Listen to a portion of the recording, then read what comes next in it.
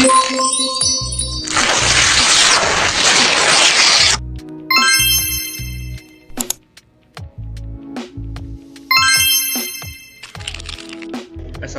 warahmatullahi wabarakatuh.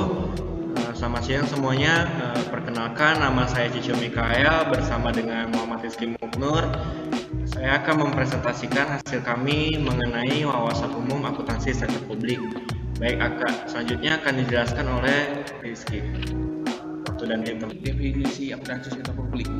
Nah, akuntansi sektor publik itu adalah proses pengumpulan, pencatatan, pengklasifikasian, analisis, dan pembuatan laporan keuangan untuk sebuah lembaga publik yang menjadikan informasi keuangan pada pihak yang membutuhkannya.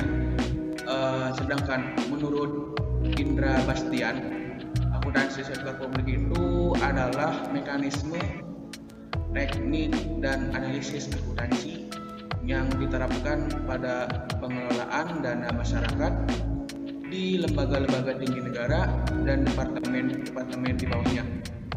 Contohnya itu seperti pemerintah daerah, BUMN, BUMD, LSM, dan yayasan sosial pada proyek-proyek kerjasama sektor publik dan swasta. Selanjutnya itu perbandingan atau perbedaan antara sektor publik dengan sektor swasta.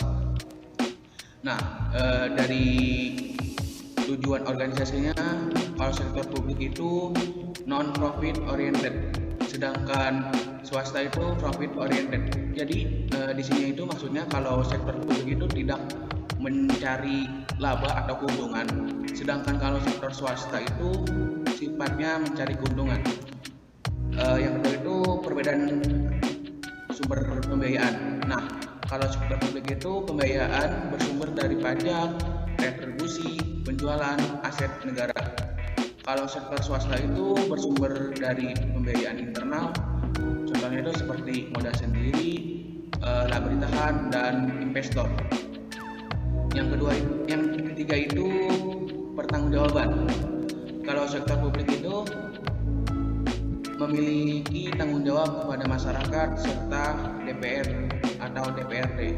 Sedangkan kalau sektor swasta memiliki tanggung jawab kepada para pemegang saham serta krediturnya. Yang kelima itu perbedaan struktur organisasi. Nah, kalau sektor publik itu birokrasi, kaku, dan hierarkis. Sedangkan sektor swasta itu sifatnya fleksibel, datar, piramid, lintas fungsional. Yang keenam itu perbedaan karakteristik anggaran. Nah, kalau sektor publik itu terbuka, dapat diketahui oleh publik, jadi sifatnya terbuka.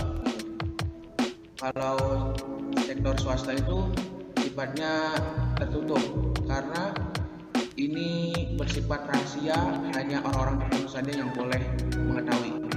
Yang terakhir itu perbedaan sistem akuntansi. Kalau sektor publik itu menggunakan sistem cash basis, kalau yang sektor swasta itu menggunakan sistem accrual basis. Selanjutnya pembahasan akan dilanjutkan oleh Cicio. Baik, terima kasih Rizky atas presentasinya. Saya akan melanjutkan presentasi ini mengenai sejarah dan perkembangan akuntansi sektor publik di Indonesia.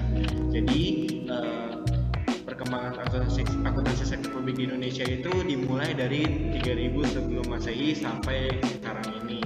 Nah, dari 3000 sebelum Masehi ini itu pada masa peradaban Mesir kuno, di mana aktivitasnya itu kementerian pada masa itu didirikan guna melakukan administrasi atas laporan yang ditujukan untuk Perdana Menteri. Lalu selanjutnya dari 1000 sebelum Masehi sampai ke abad yang 1 itu melalui peradaban Yunani, aktivitasnya adalah pada masa ini pendapatan yang diterima dibagikan.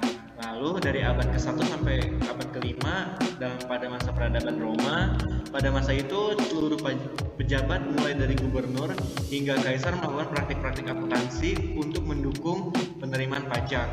Lalu pada pertengahan abad ke-14 pada masa peradaban Eropa, praktik pencatatan akuntansi pada saat ini berwujud bukti transaksi atas transaksi yang dilakukan oleh pemerintah yang berkuasa.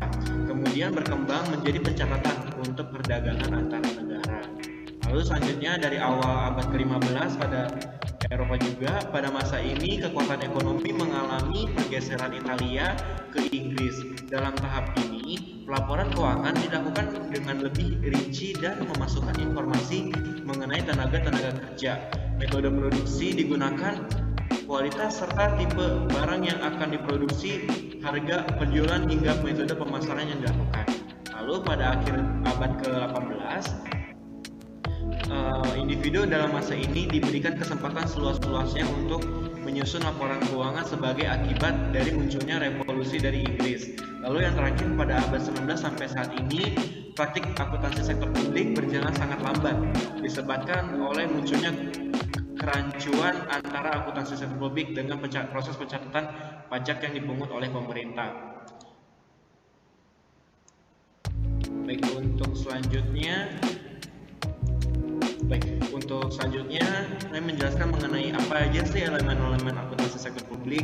Nah, dari elemen ini mulai dari perencanaan sampai pertanggungjawaban publik. Nah, yang pertama itu dari perencanaan publik. Jadi pemerintah merencanakan nih apa aja yang akan dilaksanakan pada publik ini, lalu dari perencanaan tersebut menjadi penganggaran. Nah, dari penganggaran tersebut direalisasikanlah anggaran tersebut sesuai dengan anggaran yang direncanakan oleh pemerintah. Nah, lalu dari realisasi tersebut ada pengadaan barang dan jasa publik. Lalu selanjutnya itu dari pengadaan barang dan realisasi itu dilaporkan menjadi keuangan sektor publik.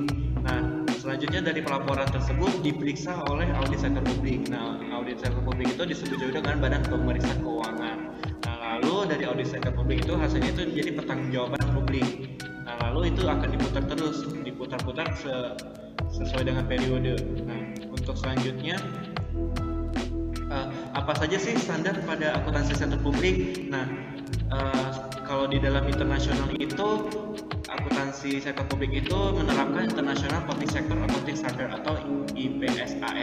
Nah, merupakan standar internasional yang digunakan sebagai acuan akuntansi sektor publik. Nah, di Indonesia ini akuntansi sektor publik ini menerapkan standar akuntansi pemerintah atau SAP. Sedangkan untuk organisasi nirlaba menggunakan PSAK 45. Lalu apa aja sih pelaporan akuntansi sektor publik?